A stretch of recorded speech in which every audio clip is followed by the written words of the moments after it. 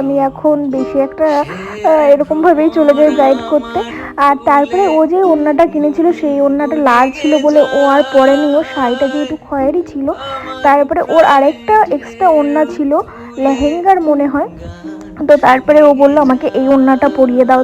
তারপরে আমি সেই ওড়নাটাই ওকে অ্যাডজাস্ট করে পরিয়ে দিয়েছিলাম। তো দেখো ওকে কেমন লাগছে তোমরা কিন্তু জানিও।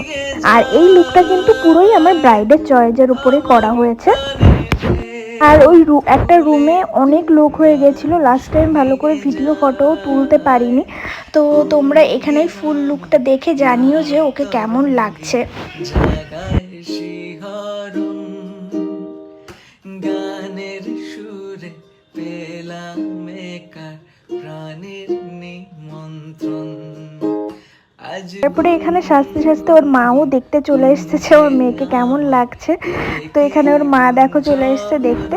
তো এখানে বলছিলাম কাকিমা কেমন লাগছে, তো বললো না খুব সুন্দর লাগছে। তো এখানে ওর মা যেন ওর কাছে কি শুনতে এসছে সেটাই বলছিল। তো এখানে ওর ফুল লুকটা দেখে নাও যে কেমন হয়েছে। তো আজকের ভিডিও এই পর্যন্তই, টাটা বাই বাই।